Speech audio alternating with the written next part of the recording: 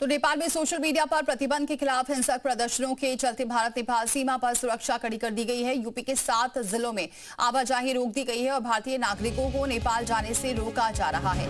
पीलीभीत में भी सुरक्षा व्यवस्था मजबूत की गई है, जहां एसएसबी और स्थानीय पुलिस और खुफिया एजेंसियां उच्च स्तर की सतर्कता बरत रही हैं। सीमा पर एसएसबी और पीएसी और स्थानीय पुलिस की संयुक्त टीमें कानून व्यवस्था बनाए रखने के लिए सतर्क निगरानी और भारी पुलिस बल के साथ लगातार पेट्रोलिंग कर रही है। चूंकि पीलीभीत में सीधा रोड नहीं है और इसलिए बॉर्डर के कच्चे रास्तों और जंगल में पेट्रोलिंग की जा रही है। महाराजगंज के सोनौली सीमा पर गोरखपुर के कमिश्नर अनिल ढींगरा और डीआईजी ने दौरा कर सुरक्षा व्यवस्था का जायजा लिया है। नेपाल में हिंसक विरोध प्रदर्शन के मद्देनजर सुरक्षा एजेंसियों को अलर्ट रहने के निर्देश दिए हैं। कमिश्नर ने बताया है कि यूपी सरकार ने कंट्रोल रूम नंबर जारी किया है, जिससे नेपाल में फंसे पर्यटकों को सुरक्षित वापस लाने में मदद की जा सके। नेपाल से जेल से फरार कैदियों की अवैध घुसपैठ को लेकर भी सुरक्षा एजेंसियों को अलर्ट पर रखा गया है। सीमा पर एसएसबी और नेपाल पुलिस के साथ ही बैठक कर हालात की समीक्षा की गई है और आवश्यक दिशा निर्देश दिए गए।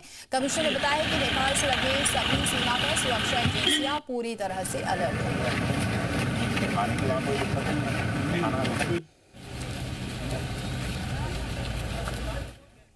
यूपी के देवीपाटन क्षेत्र में भारत नेपाल सीमा पर सुरक्षा व्यवस्था को मजबूत करने के लिए आयुक्त शशि भूषण लाल सुशील और आईजी अमित पाठक ने रूपेडिया बॉर्डर का निरीक्षण किया है। उन्होंने सुरक्षा एजेंसियों को संयुक्त पेट्रोलिंग करने और सीमा पर सतर्कता बनाए रखने के निर्देश दिए हैं। आयुक्त आईजी ने एसएसबी मुख्यालय में अधिकारियों के साथ बैठक कर कानून व्यवस्था पर कड़ी नजर रखने के निर्देश दिए हैं और सुनिश्चित किया गया कि सीमा पर आने वाले नागरिकों को किसी भी प्रकार की असुविधा न हो।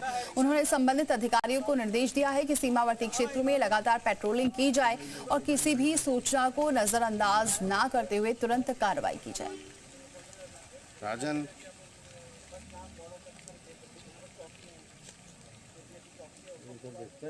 देखिए, इसमें ये कहना कि लाल लश्कर के साथ या किसी पूर्वाग्रह के साथ आए हैं, ऐसा कहना उचित नहीं है। जी। यहाँ पर स्थितियाँ सीमा पर बिल्कुल सामान्य है और जो 3 सीमावर्ती जनपद हैं, बहराइच, श्रावस्ती और बलराम, इसमें स्थिति सामान्य है और जो कि लोगों का आवागमन बॉर्डर के दोनों तरफ होता रहता है। कोई असामान्य घटनाक्रम तो नहीं हो रहा है। इसका जायजा लेने के लिए 3 दिन से ही लगातार अलर्ट पर थे और हम लोगों को जो सूचनाएं मिल रही थी उसके हिसाब से हम लोगों ने व्यापक पुलिस प्रबंध कर लिए थे।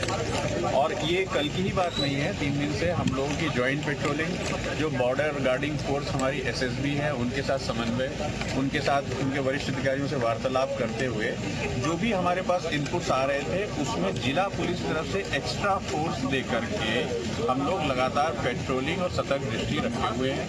फिलहाल स्थिति यहाँ पर पूरी तरीके से शांतिपूर्ण है। अमित हमारे सहयोगी इस वक्त जुड़ चुके हैं महाराजगंज से। अमित, अभी क्या वहां पर व्यवस्था देख रहे हैं? सुरक्षा व्यवस्था किस तरह से चाक चौबंद की गई है? क्या इस वक्त हालात हैं वहां?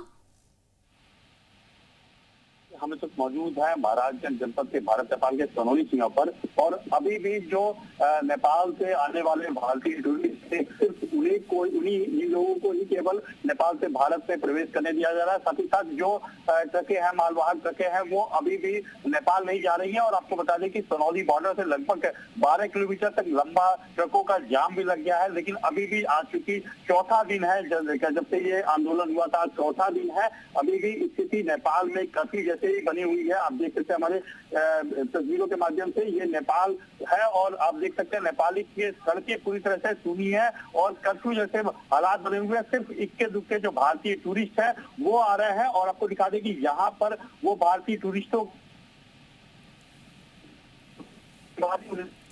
कह सकते हैं कि अभी भी इसके हालात काफी अच्छे नहीं है और जो भारतीय पर्यटक है उन्हीं को ही केवल भारत में प्रवेश करने दिया जा रहा है। साथ ही साथ क्योंकि भारत नेपाल की ये सबसे संवेदनशील सीमा मानी जाती है, इसको लेकर यहाँ पर अधिकारियों के द्वारा कैंप किया गया है। खुद यहाँ पर कल शाम कमिश्नर और डीआईजी आए हुए थे, उसके बाद एसएसबी के डीआईजी यहाँ पे आए हुए थे और सुरक्षा एजेंसियों को यहाँ पर आवश्यक दिशा निर्देश दिए हैं। साथ ही साथ जो भारत नेपाल की खुली सीमा है उस पर एसएसबी के जवान पेट्रोलिंग करते हुए नजर आ रहे हैं, क्योंकि जिस तरह की सूचना मिली थी कि वहां नेपाल से जेल को तोड़कर काफी संख्या में कैदी भारत में अवैध तरीके से घुसपैठ कर सकते हैं, उसको यहाँ पर पेट्रोलिंग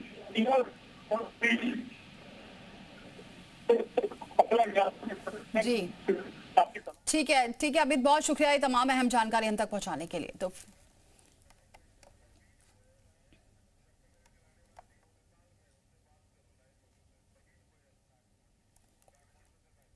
और चलिए सीधे रुक करते हैं, प्रवीण गोयल हमारे साथ जुड़ चुके हैं काठमांडू से। प्रवीण, अभी क्या वहां हालात हैं? यहाँ के हालात कल सामान्य थे, लेकिन आज की स्थिति फिर गड़बड़ लग रही है। सेना ने सुबह खोल दिया था कर्फ्यू, लेकिन अब फिर कर्फ्यू लगा दिया गया है।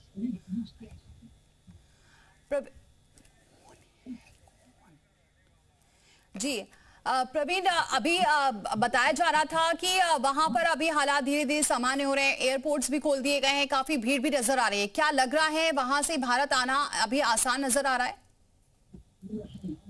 अभी थोड़ा मुश्किल है मैम। जो एयरपोर्ट खोले गए हैं, टिकट बहुत महंगी बोल रहे हैं, और जो पहले से टिकट थी उनको ले जा रहे हैं जी। हम लोगों की टिकट 14 तारीख की है।